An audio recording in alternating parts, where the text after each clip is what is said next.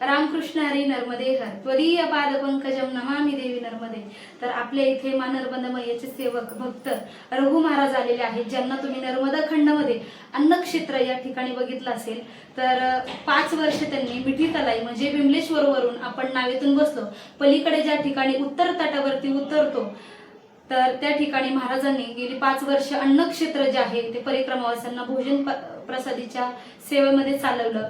त्यानंतर 1 ते 2 वर्ष चौरास या ठिकाणी, ज्या ठिकाणी आपण म्हणतो मा नर्मदा खंडातील स्वर्गच जणू काय असं जे ठिकाण आहे ते चौरास, त्या चौरासलाही महाराजांनी 1 वर्ष 2 वर्ष जे काय असेल त्या ठिकाणी अन्नक्षेत्र चालू केलं।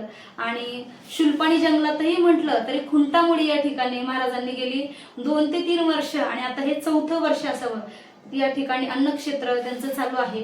आणि अजून चांगलं सांगायचं म्हटलं तर अमरकंटक या ठिकाणी जिथे मा नर्मदा मैयाचं उगमस्थान आहे, तर अमरकंटकला दक्षिण तटावरती महाराज या वर्षी 2026 ते 27 मध्ये अन्नक्षेत्र चालू करत आहेत।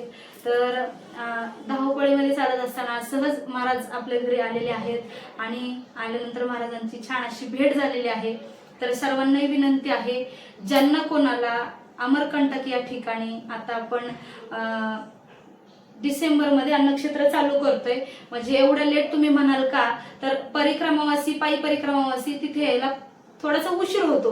तसं तर जानेवारी पर्यंत येतात, पण आपण डिसेंबर पासूनच त्या ठिकाणी अन्नक्षेत्र जे आहे ते सुरू करणार आहोत। आणि त्यात अजूनही असं आहे, मी त्या ठिकाणी खुंटामुडीला असेल सेवेला जाणार आहे, कारण या वर्षी मी पायी परिक्रमा नाही करणार आहे, त्याच्यामुळे खुंटामुडीला असेल सेवेला जाणार आहे। त्यानंतर अमरकंटक या ठिकाणी सेवेला जाणार आहे। ज्यांना कोणाला मा नर्मदा मैयाची परिक्रमा करण्याची इच्छा आहे पण संसाराचा व्याप असेल, त्याच्यानंतर काही अडचणी आहेत, मुलांचं शिक्षण असेल, त्याच्यावर काही नोकरीला असतात, सांसारिक व्याप आहे, तर अशांना कोणाला जर यायला जमत नसेल परिक्रमेला तर तुम्ही सेवेला आले तरी काही हरकत नाही। कारण की भगवंताजवळ जर लवकर जवळ जाण्याची पायरी जर कोणती असेल तर ती फक्त सेवा आहे। कारण नर्मदा परिक्रमा जर केलं तर आपल्याला पुण्य भेटतं, साधना भेटते, पण नर्मदा परिक्रमावास्यांना जर खाऊ घातलं तर त्यापेक्षाही अधिक आपल्याला पुण्य लागतं, आपली साधना घडते। म्हणून ज्यांना कोणाला या ठिकाणी सेवा करण्याची इच्छा असेल तर त्यांनी नक्कीच खुंटामुडी म्हणजे शुलपाणी जंगलात, शुलपाणी जंगल म्हणजे हे मा नर्मदा मैयाचं हृदय आहे। आणि दुसरी गोष्ट अमरकंटक म्हणजे मा नर्मदा मैयाचं हस्त खेळतं हे बाल स्वरूप आहे, त्या ठिकाणी तुम्ही सेवेला जाऊ शकता। आणि शुलपाणी जंगलामध्ये खुंटामुडी या ठिकाणी सेवेला जाऊ शकता, आर्थिक सेवा करू शकता, शारीरिक सेवा करू शकता आणि वस्तुरूपात सेवा करू शकता।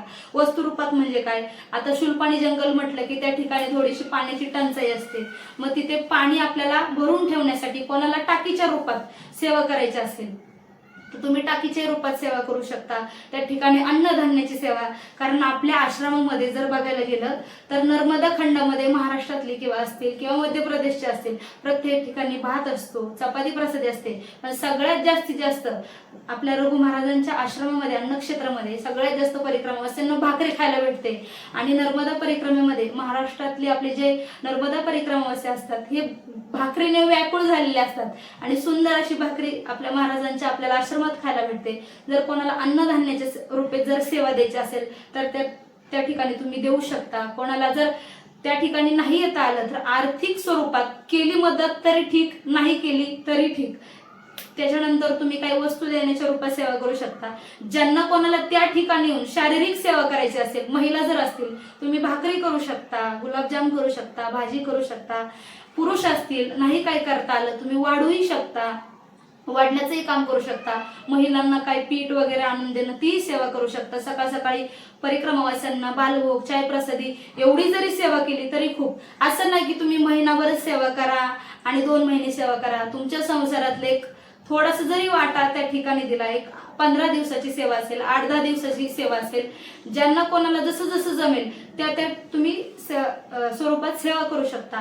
अमरकंटक या ठिकाणी मा नर्मदा मैयाचं उगमस्थान आहे, मैयाच्या तुम्ही कुशीत जाऊ शकता, त्या ठिकाणी तुम्ही आर्थिक स्वरूपात म्हणा किंवा मग एखाद्या वस्तूच्या सेवेत म्हणा किंवा काही सामान आणून द्यायचे असेल किंवा काही त्या ठिकाणी शारीरिक स्वरूपात एक तुम्ही 3-3, 4-4, 8-8 जणांनी जरी ग्रुप केला, काही महिला अशा आहेत की त्यांना पायी परिक्रमा करण्याची प्रचंड इच्छा आहे पण नाही जाता आलं, तर तुम्ही 5-6 जणींचा जरी ग्रुप असला तर त्या ठिकाणी सेवा जाऊन करू शकता. भाकरी वगैरे करायची असतील, काय भाजी वगैरे कापून द्यायची असेल, पुरुषांनी सेवा केली तरी चालते. कारण की मी मगाशी सांगितलं ना, आता एक सांगते की भगवंताजवळ जायची जर लवकर कोणती पायरी असेल तर ती सेवा आहे. आणि त्यातली त्यात नर्मदा खंडाची आणि नर्मदा परिक्रमावासींची सेवा करणं म्हणजे हे सामान्य माणसाच्या नशिबात नसतं. खूप मोठं आणि पुण्याचं काम लागतं.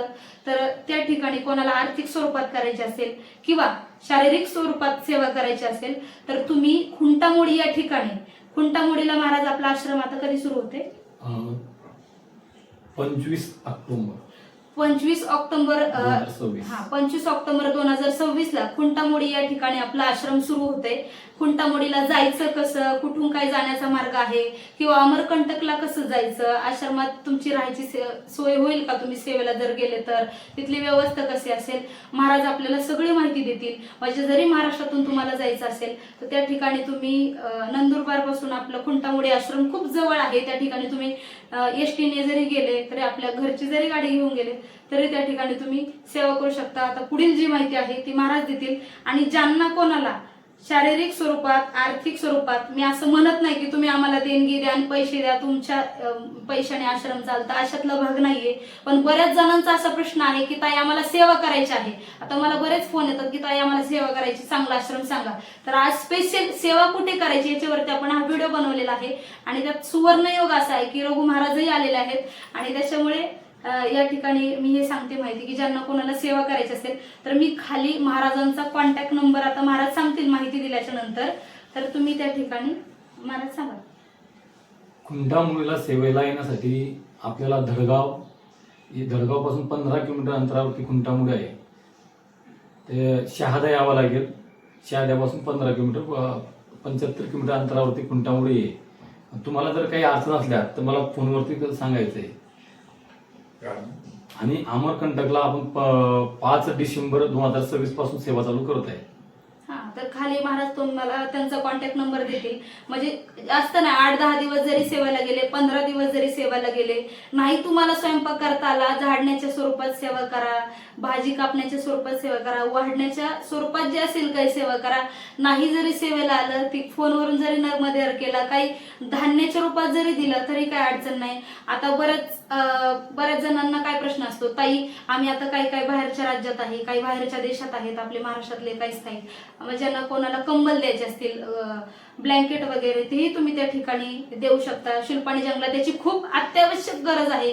त्याच्यानंतर कोणाला मॅट द्यायचे असतील, गादे द्यायचे असतील तर त्या ठिकाणी 10-20 तुम्ही जरी क्वांटिटीमध्ये जरी सेवा दिली तरी काय अडचण नाही. आणि ह्या वर्षी मी खुंटामोडी या ठिकाणी आश्रमात सेवेला असणार आहे आणि अमरकंटकही या ठिकाणी आश्रमात सेवेला असणार आहे. तर ज्यांना कोणाला नक्कीच सेवा द्यायचं असेल तर मलाही कॉन्टॅक्ट करा आणि महाराजांना आवश्यक कॉन्टॅक्ट करा. महाराज तुम्हाला तुमचा नंबर खाली सांगतील. 9730462156 आणि दुसरा एक नंबर आहे 8975115589. मी खाली स्क्रीनवर कसं महाराजांचा तुम्हाला नंबर देते, नक्कीच तुम्ही कॉन्टॅक्ट करा. कारण नर्मदा खंडात सेवा करणं म्हणजे खूप आणि नशीबवान आणि खूप पुण्याचं काम आहे. तर चला, आम्ही हा ब्लॉग इथे सेंड करतो. रामकृष्ण हरी. नर्मदे.